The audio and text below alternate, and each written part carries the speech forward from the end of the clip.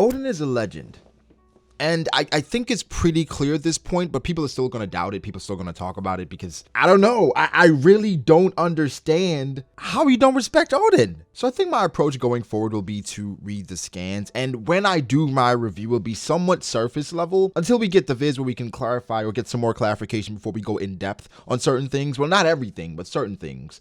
So for certain chapters, if I don't go in depth on it, it's because I'm waiting for the official translation to come out so that I can basically give more insight. Also, the jump cut stuff, it's back. Thank you for everyone for your positive comments from the last video.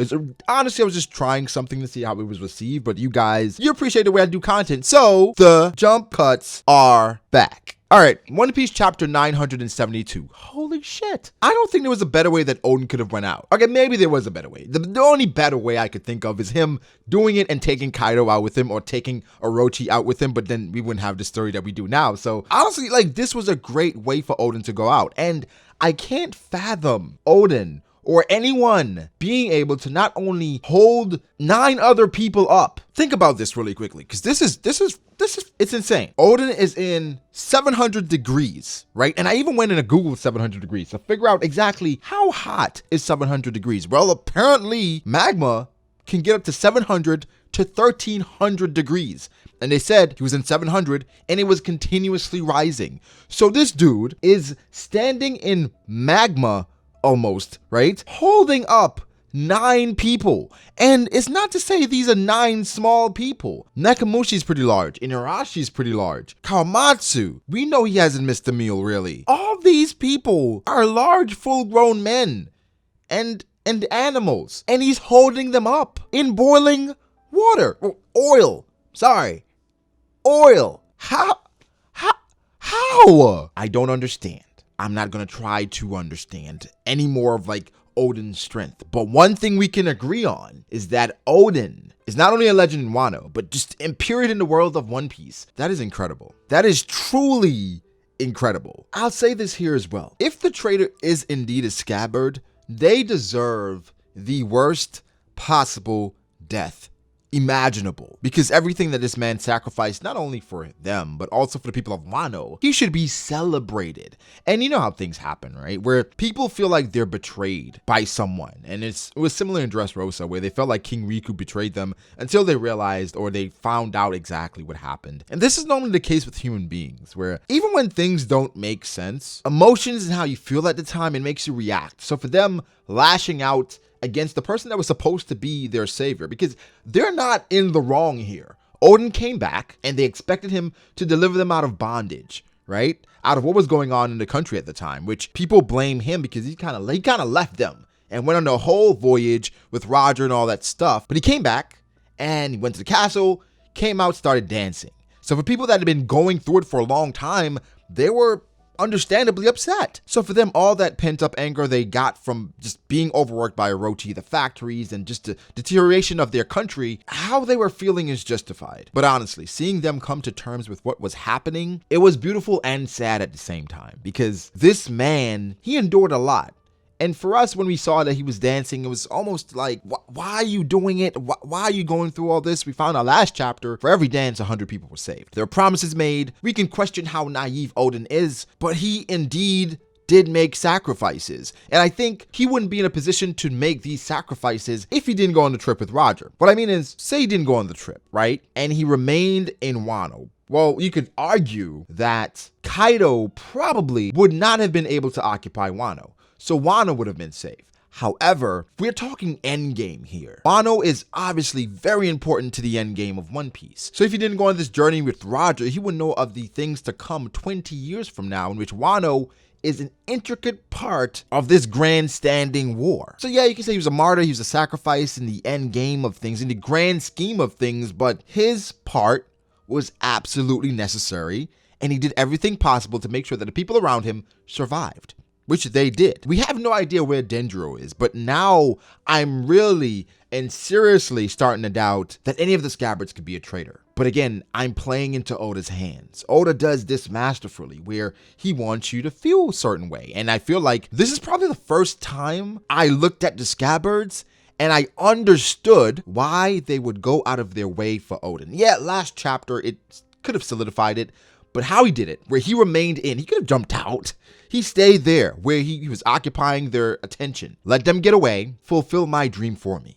Open the borders of Wano. And I don't want to harp on this too long because once the official comes out, I'll make another video. The official is coming out early this week, so we'll get that video tomorrow. But a few more things did happen this chapter. It's a lot to talk about, but we're going to keep it somewhat simplistic here. Let's start off with Shinobu and Fukurokuju. I think is something important that's not going to be caught, right? Shinobu is telling what happened. Fukurokuju is telling her, shut up. The truth is complicated. It only brings about confusion. The idiot lord who rebelled is going to die at the hands of the shogun. It's that simple. Which in some weird way I understand what he's saying, because if you're for the country of Wano, yes, Orochi as a whole is bad for the country because he doesn't even care about Wano flourishing. He just cares about Wano suffering. But then one could argue that once you attain power, it's hard and it's so infectious, it's hard to relinquish that. So I think Orochi, yeah, his goal was to get to the top of the food chain to make the people of Wano suffer, but then he understood the perks that comes with being at the top of the food chain. So for him, I think he understands that being the shogun has its perks, so I would like to stay here. But for Fukurokuju, I'm not sure his motivations for betraying the people of Wano or betraying Oden in particular, but there are always people like this in anime, or people that they try to go the more realistic route, where to maintain the peace and to not have people riot, telling them exactly what happened would not lead to a better situation. It would lead to a more devastating Wano, because the people, they would be outraged at what happened,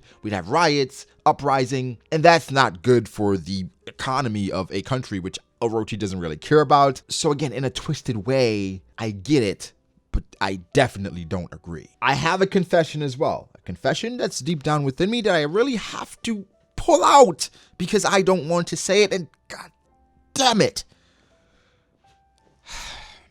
I apologize to Shinobu. Fuck!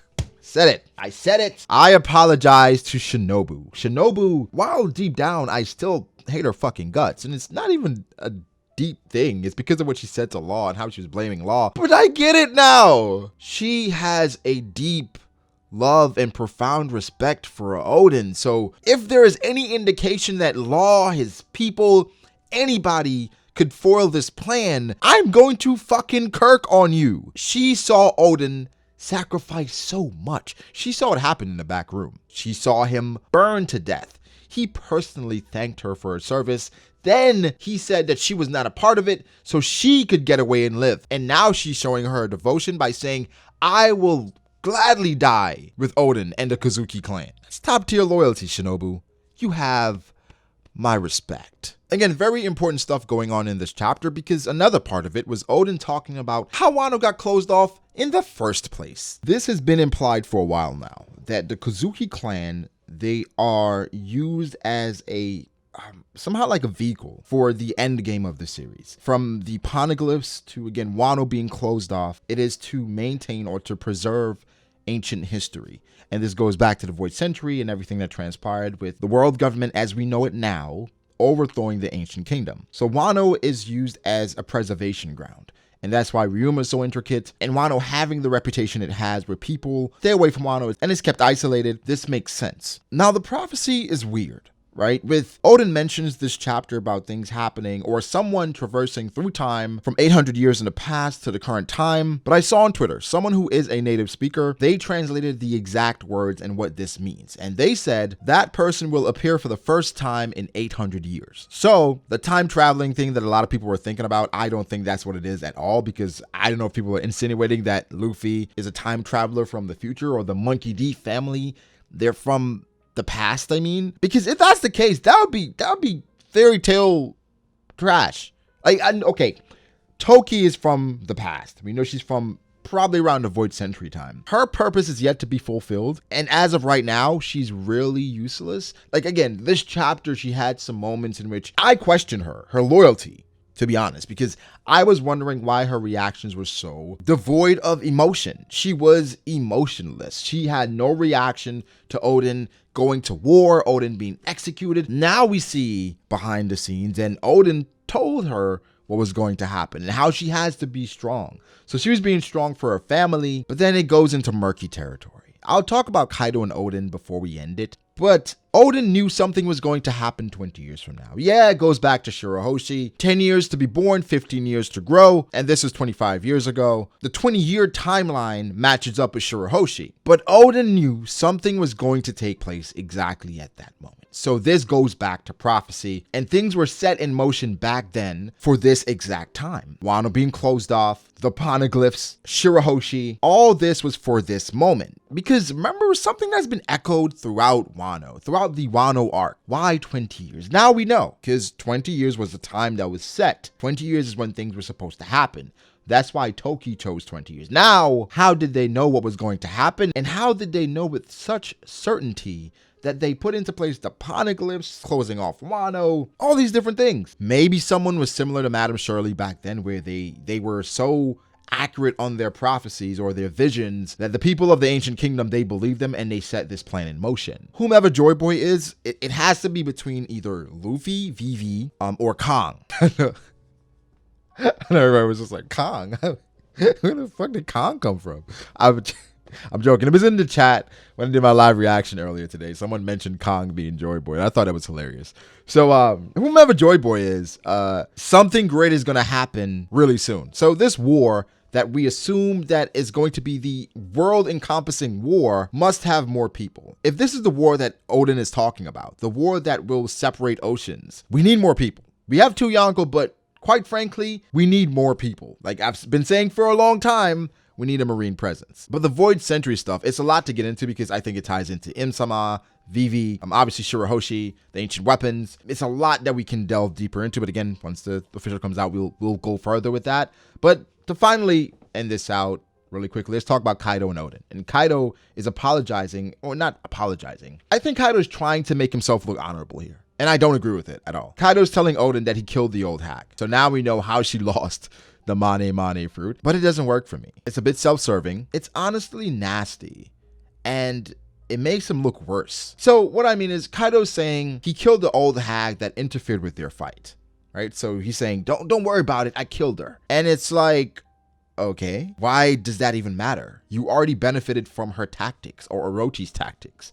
People are saying that in the French translation, it's saying that he's talking about Hyogoro's wife, but from what we know, Orochi killed Hyogoro's wife, and why would Kaido be apologizing for that? It doesn't make sense based on what's going on in the narrative. So him killing the old hag, it's almost as if Kaido's trying to make himself feel better. Because again, you've already benefited from that outcome, from that tactic. Something honorable would be to, in that moment, like say you realized after the fact that Oden got distracted by the hag, okay, let's run it back. I'm not saying Kaido did the wrong thing, because he absolutely did the correct thing here. An opportunity presented itself, I took advantage of it. I respect that 100%. What I don't respect is you trying to regain your honor by saying, oh, I killed this woman who helped me gain the advantage on you that I will not give you another opportunity to regain. And I'm going to kill you myself out of respect for you. What kind of backwards ass thinking is that? If someone has respect for me, if you're an honorable person, let me go.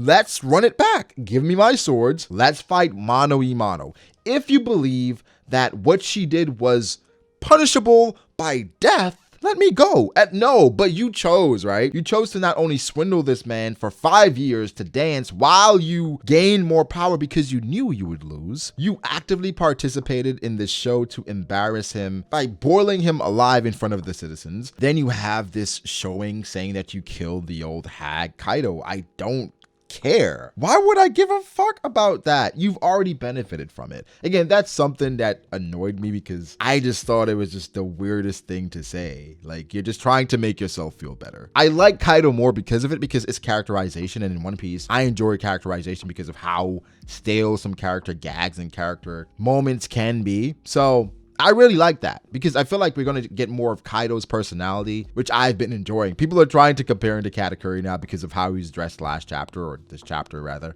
He has on like a biker jacket and like some leather jeggings. I don't know. Kaido's dressed like Katakuri. So it's interesting. It's really interesting. Oda does this from time to time where if it makes sense, like he'll just make it canon. Like when he made Momoshiki and Shaitan like canon, right? So if he goes out of his way to say, yeah, Kaido's Katakuri's dad, because the timeline matches up, it really does, because the rocks thing and all that, I wouldn't mind it. But yeah, that's about it, guys. Yeah, there's more things we could get into, but this is going on a bit too long now. Official tomorrow, so video tomorrow. That's when we'll dig a bit deeper and then just trying to flesh out some more of the things that they're talking about. Give me some time to do some research on the Void Century stuff to kind of tie it all together. That may be a separate video though, I don't know. But guys, let me know what you think. How do you feel about it? What do you think about Oden and Kaido? Do you think Kaido salvaged his honor here by saying that he killed the old hag? Do you think that's all it takes to regain your honor that you gained from doing some pirate shit? Like, it's not bad, it's pirate shit, but pointless to me. But yeah, be sure to like the video and subscribe. Follow me on Twitter at BragoDAce. That helps me out. Follow me on Instagram at BragoD.Ace. Shout out to my patrons. I appreciate you guys so much. Again, like and subscribe. I shall catch you guys in the next one. Peace.